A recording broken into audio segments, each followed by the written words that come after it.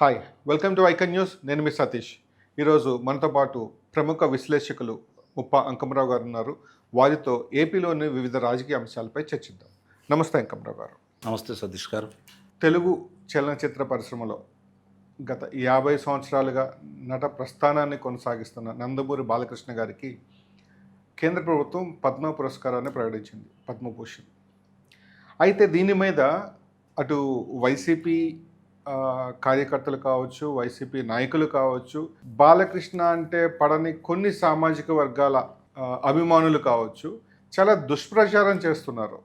అంటే కేంద్రం మద్దతుతో, తెలుగుదేశం పార్టీ మద్దతుతో పద్మ పురస్కారాన్ని ఏదో ఇచ్చేసినట్లు అంటూ ఆయన గతంలో కొన్ని డయాస్ల మీద మాట్లాడిన సంఘటనలు కావచ్చు, కొన్ని మాటలు కావచ్చు, ఇవన్నిటిని వైరల్ చేస్తూ ఇలాంటి వాడిక పద్మభూషణ్ పురస్కారాన్ని ప్రకటించేది అన్నట్లు చాలా వ్యంగ్యంగా విమర్శలు చేస్తున్నారు. దీన్ని ఎలా చూడొచ్చు? ముందుగా బాలకృష్ణ గారి సినీ ప్రస్థానాన్ని మనం ఒకసారి మనం గమనిస్తే 1974లో తాతమ్మకల చిత్రం ద్వారా ఆయన చిత్రరంగ ప్రవేశం జరిగింది. అంటే 50 సంవత్సరాలు పూర్తయిపోయినాయి. ఇప్పుడు అధికారం ఉంది కదా, లేకపోతే కేంద్రంతో సఖ్యతగా ఉన్నారు కదా అని చెప్పని వచ్చింది అనుకుంటే, మరి 2014 నుంచి 2019 వరకు ఇదే కేంద్ర ప్రభుత్వం, ఇదే ప్రభుత్వం అక్కడ ఇక్కడ ఉన్నాయి కదా. మరి ఆ రోజు ఎందుకు తీసుకోలేదు అంటే, ఆయనకు సంబంధించి 50 సంవత్సరాలు పూర్తయిన సందర్భంగా, అలాగే 3 సార్లు శాసనసభ్యుడిగా, మరి ఇప్పుడు చూసుకుంటా ఉంటే బసవతారకం క్యాన్సర్ సంబంధించి, ఇండో అమెరికన్ బసవతారకం క్యాన్సర్ సంబంధించి ఆయన చేస్తున్న సేవలను గుర్తించేసి ఈరోజు ఆయనకు ఆ పురస్కారం ఇవ్వడం కూడా జరిగింది. పురస్కారం వల్ల ఆయనకు ఒరిగింది ఏముంది? ప్రజల అభిమానం కావాలి. ఆ అభిమానం మెండుగా ఉంది. తండ్రి ఎవరు? చలనచిత్ర చరిత్రలో, తెలుగు చలనచిత్ర చరిత్రలో రారాజు ఆయన. ఇప్పుడు మనకు తెలిసినంత వరకు పాతాళ భైరవి ద్వారా అటు జాతీయ స్థాయిలో కూడా గుర్తింపు పొందినటువంటి వ్యక్తి. 6వ చిత్రం గమనించుకోవాలి. నందమూరి తారక రామారావు గారిది 6వ చిత్రం పాతాళ భైరవి. మరి ఆయన తెలుగు చలనచిత్రంలో రారాజుగా వెలిగారు, ముఖ్యమంత్రిగా ఉన్నారు. 7 సంవత్సరాలు ముఖ్యమంత్రిగా చేశారు ఆయన కూడా. మరి అయినా సరే ఏ రోజు కూడా తండ్రికి అధికారాన్ని అడ్డం పెట్టుకొని వాళ్ళు ఏమీ చేయలేదు కదా. సరే పాని ముఖ్యమంత్రిగా ఉన్నప్పుడు చిత్ర కథానాయకుడిగా ఆయన ఎవరన్నా ప్రభావితం చేశాడా? లేదు కదా. తన పని తాను చేసుకుంటూ వెళ్ళాడు. రెండవది, ప్రజాదరణతో పాటు కొన్ని సందేశాత్మక చిత్రాలు కూడా ఆయన నటించడం కూడా జరిగింది.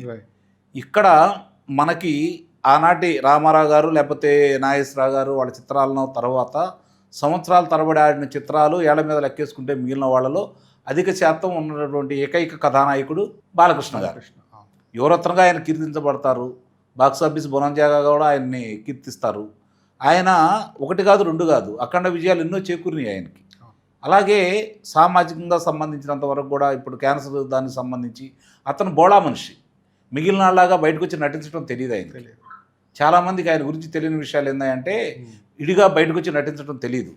నా తండ్రి ముఖ్యమంత్రి, నా బావగారు ముఖ్యమంత్రి, నేను అగ్ర కథానాయకుడిని, 3 సార్లు నేను శాసనసభకి ఈరోజు హిందూపురం నుంచి ప్రాతినిధ్యం వహిస్తున్నాను, నాకంటూ భేషజాలు ఉండాలి, నాకంటూ మంది మార్పులం ఉండాలి, నాకు జేజేలు కొట్టాలి, నా ఇంటి వీళ్ళందరూ నడవాలని చెప్పి కోరుకోలేదు ఆయన. కోరుకోడు కూడా. ఆయన మనస్తత్వం అది కాదు. తన పని తాను చేసుకుపోవటమే. మిగిలిన వాళ్ళలాగా ప్రసార మాధ్యమాల దగ్గరకు వచ్చేసి మాట్లాడే మనిషి కూడా కాదు కదా ఆయన.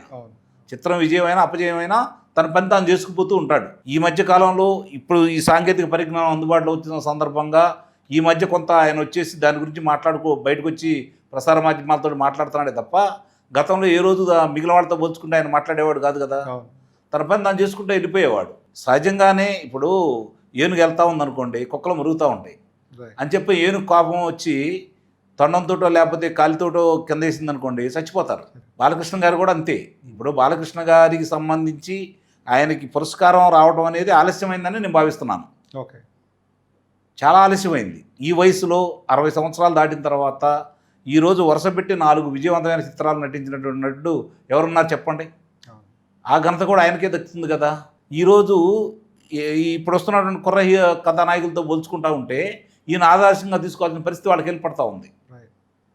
ఈరోజు ఆ వయసులో ఉన్న కథానాయకుల్లో చిరంజీవి గారు, బాలకృష్ణ గారు వీళ్ళిద్దరే కదా ఈరోజు ఇంకా ఆకార ప్రధానాలు కొనసాగుతూ ఉంది. వాళ్ళు వాళ్ళ కష్టించే తత్వం, వాళ్ళు ప్రజలను మెప్పించే తత్వం, రంజింపజేసే విధానం, వాళ్ళ అభినయం, ఆంగికం, ఆహార్యం, అవన్నీ కూడా ఈరోజు ప్రజలకు నచ్చినాయి కాబట్టి నెత్తిన పెట్టుకుని కూర్చుంటున్నారు. దానికి వస్తే ఏడవటం ఎందుకు?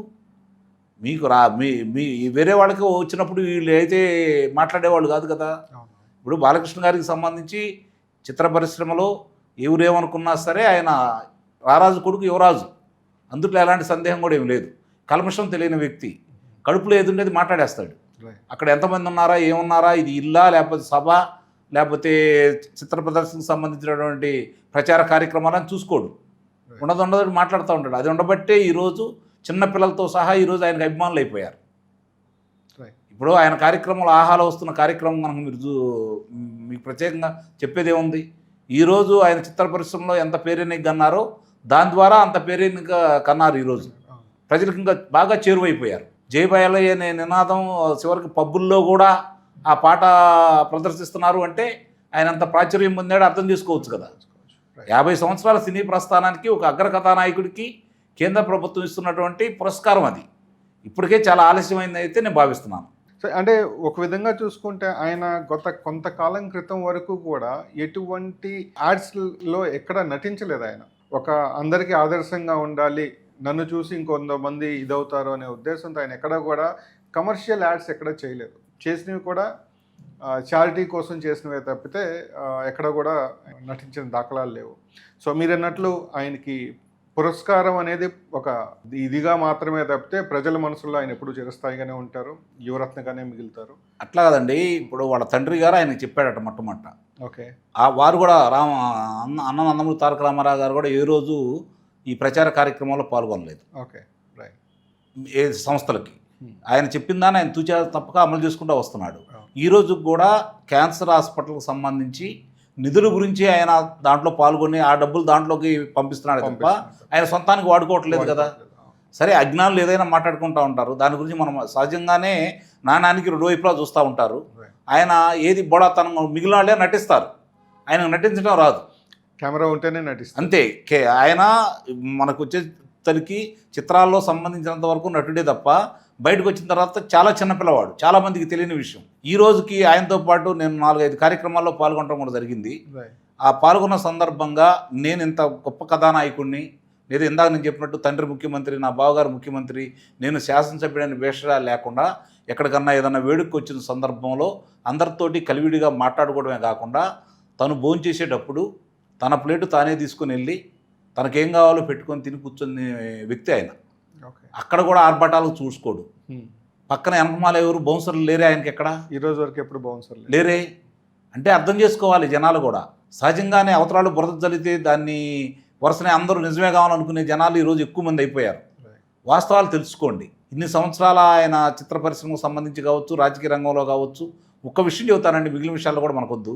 ఒక ముఖ్యమంత్రికి 7 కుమారులు, నందమూరి తారక రామారావు గారికి 7 కుమారులు 7 సంవత్సరాలు ముఖ్యమంత్రిగా ఉంటే, వాళ్ళ బావగారు 14 సంవత్సరాలు ముఖ్యమంత్రిగా ఉంటే, వాళ్ళ ఇంట్లోనే 21 సంవత్సరాలు ముఖ్యమంత్రి పదవి అనేది ఉంటే, అవినీతి ఆరోపణలు లేని ఏకైక కుటుంబం నందమూరి కుటుంబం. 100%. ఇది చాలు కదా వాళ్ళ పురస్కారాలు రావడానికి, ఇది చాలు కదా వాళ్ళ గురించి మాట్లాడకుండా ఉండటానికి. సిగ్గు ఎగ్గు లేకుండా ఏరే మాట్లాడే వాళ్ళ దాని గురించి మనం పరిగణలో తీసుకోవాల్సిన అవసరమే లేదు. ప్రతి మనిషికి మంచి చెడు ఉంటుంది. మంచి ఏంటనేది చూసుకుంటా ఉంటే దానికి ప్రామాణికంగా తీసుకొని పురస్కారాలు లభిస్తూ ఉంటాయి. చెడ్డ మంచి అనే దాని గురించి చూసుకుంటా ఉంటే చాలామందికి పురస్కారాలు ఎందుకు వచ్చి అని చెప్పని ఇదే విశ్లేషణ వస్తూ ఉంటుంది. అది కాదు, అతనికి అర్హుడా కాదా, చిత్రసీమలో అతను సాధించిన విజయాలకి, అతనికి ఉన్న పేర్లకి ఎందుకు ఇస్తారు పురస్కారాలు? ప్రజాదరణ ఉంటేనే కదా. కాబట్టి ఆయనకు అది ఉంది కాబట్టి ఇచ్చారు. దానికి అంత కుళ్ళెందుకు, కడుపు మంట ఎందుకు, మీ కళ్ళెమ్మట రక్త కారటం ఎందుకు? నోట్లో మరి వాళ్ళు వచ్చే ఆ భావజాలం అంత దరిద్రంగా ఉంటుందో చూస్తున్నారు కదా. ఏదైనా సరే ఒక మంచి మనిషికి ఇన్నాళ్ళకి పురస్కారం లభించడం మాత్రం నిజంగా హర్షణీయం, అభినందిస్తున్నాను నేను. Thank you sir. ఆయన నట ప్రస్థానం ఇక్కడితో ఆగిపోకుండా మరిన్ని విజయవంతమైన చిత్రాలను తెలుగు ప్రేక్షకులకు అందించాలని మనస్ఫూర్తిగా కోరుకుంటున్నాను. Thank you so much. చూశారు కదా ముప్ప అంకమరావు గారితో ఈరోజు విశ్లేషణ కార్యక్రమం. మరోసారి మరో అతిథితో మళ్ళీ కలుద్దాం. అంతవరకు మీ సతీష్.